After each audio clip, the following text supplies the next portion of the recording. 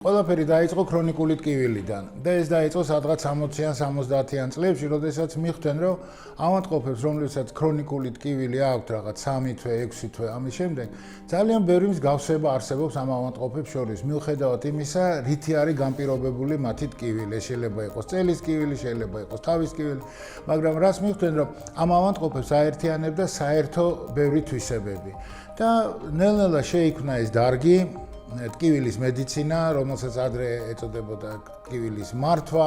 აღმოჩნდა, რომ ეს ცვლილებები, რაც ხდება ტვინში და ჩვენ ნერვულ სისტემაში, დროთა განმავლობაში ამ ტკივილის შემდეგ ძალიან მსგავსი არის, როგორც თავიდან აღნიშნე, სხვადასხვა დაავადებების დროს და მათი მკურნალობა შესაბამისად შეიძლება წარმართოთ მსგავსი მეთოდებით. ესე იგი, ადამიანს, რომელსაც აწუხებს წელი და აწუხებს თავის ტკივილი, ძალიან საინტერესოა, მაგრამ შეიძლება ერთნაირი მკურნალობა დასჭირდეთ რამდენიმე წლის შემდეგ.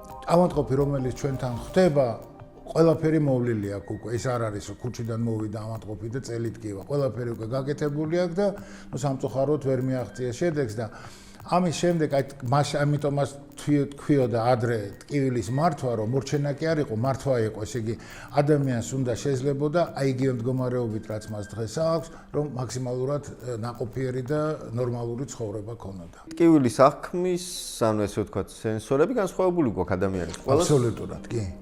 აი ის კი არა, იცით რა არის, ძალიან ხშირად ჩატარებული არის, აი რასობრივათაც კი არის განსხვავებები დაუშვათ, იცით თეთრკანიანებში როგორი არის, შავკანიანებში როგორი არის, ბავშვად აზიის მოსახლეობაში, ყველგან სხვადასხვანაირი არის. საბოლოო ჯამში ეს ტკივილი არაფერი არ არის გარდა შეგრძნებისა.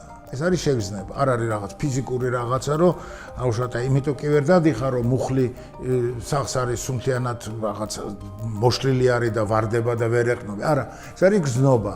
და აი ამ გზნობაზე ადამიანებს ასწავლიან, როგორ უნდა იცხოვრო ამ გზნობასთან და ამ გზნობამ არ გააკეთოს შენი ცხოვრების მართვა არ მოახდინოს. და აი ზუსტად ეს არის ადაპტაცია, რაც თქვენ ბრძანეთ, რომ აი ამ ტკივილთან ერთად ისწავლო როგორ იცხოვრო ამ ტკივილთან და ისე გენერალურად ამაში ფსიქოლოგები არიან წამყვანი ფიგურები სპეციალურად, ესე იგი გადიან ხოლმე ისინი ამ წვრთნას, აი ზუსტად ამ ტკივილის მედიცინაში და მე სწავლობენ ამ ავადმყოფებთან მუშაობას და ძალიან მნიშვნელოვანი არის ფაქტორი არის ეს.